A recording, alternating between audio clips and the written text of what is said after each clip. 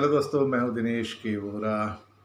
News time पे आपका स्वागत है। बांग्लादेश के संदर्भ में सबसे पहले तो आप सबको रमज़ान की बहुत बहुत मुबारकबाद।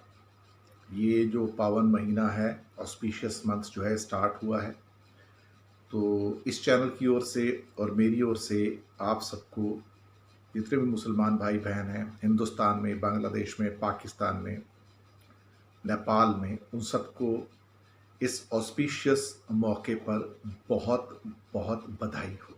Greetings from me on the auspicious occasion of Ramadan, and all people from the other countries also who watch this particular channel on a regular basis. So our greetings to everybody. अब आते हैं मुद्दे पर कि अब आज रमज़ान जो start हुआ, तो वहाँ पर अब सरकार ने फैसला किया है कि रीओपनिंग ऑफ कुछ सेक्टर्स को अब रियल जामा पहना दिया जाए।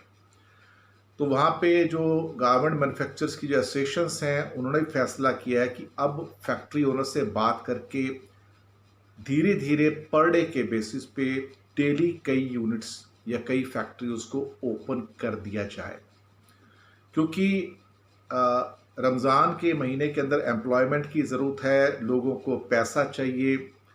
जो उनकी सेलिब्रेशंस होती हैं, जो उनको ख़रीदारी करनी होती है, वो तो बिल्कुल ख़त्म है इस महीने, लेकिन जो भी वो कर सकते हैं तो वो ज़रूर करें। इसके अलावा उन्होंने कहा कि बहुत सारे जो वर्कर्स हैं उनको निकाल दिया गया है या उनको सैलरीज नहीं मिली हैं, और कुछ ढाका की सड़कों पे कुछ लोगों ने एजिटेशन भी किया है, प्रदर्शन किए हैं कि उनको वेजेस नहीं मिल रहे हैं, और उसके फोटोग्राफ्स आज बांग्लादेश की बहुत सारी न्यूज़पेपर्स की वेबसाइट्स पर हैं। तो सोशल डिस्टेंसिंग का पालन तो नहीं हो रहा है, लेकिन वो लोग हंग्री हैं, उनके पास पैसे नहीं हैं।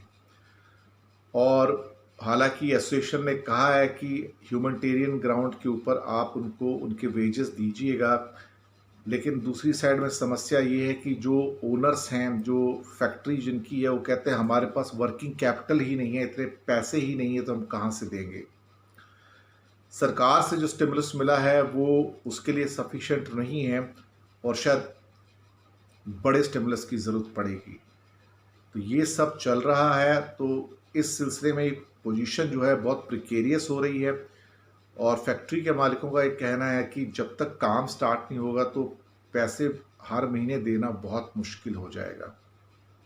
ये दिक्कत बहुत बड़ी है, और ये दिक्कत सिर्फ वर्कर्स की भी नहीं है बल्कि ओनर्स की भी है, और इस बात को सरकार भी समझती है। बस एक इकोनॉमिस्ट होने के नाते मैं भी इस बात को समझता हूँ कि जिसको पैसे की ज़रूरत है वो तो बिल्कुल सही है अपनी जगह पे, उसको तो अपना पेट पालना है, तो हंगरी तो नहीं रह सकता।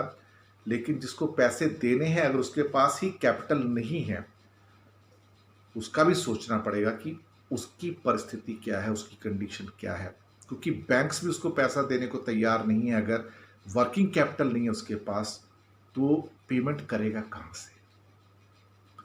तो ये डबल एज्ड स्वॉर्ड कहते हैं ना इसको, दुधारी तलवार, दोनों साइड की तलवार जो होती है, ये वैसी हालत हो गई है। तो ना इधर से कुछ कहते बनता है, ना उधर से कुछ कहते बनता है।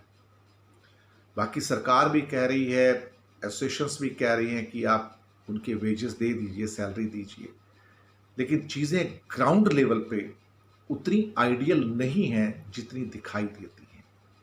और रमज़ान के महीने में ख़ास तौर से अगर लोग भूखे सोते हैं तो दुख होता है।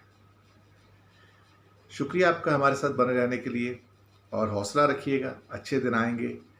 और रमज़ान का ये पावन महीना है, तो ऊपर वाला ज़रूर कुछ ना कुछ अच्छा करेगा। यकीन रखिए कि वो अच्छे दिनों को फिर से वापस लेके आएगा। शुक्रिया।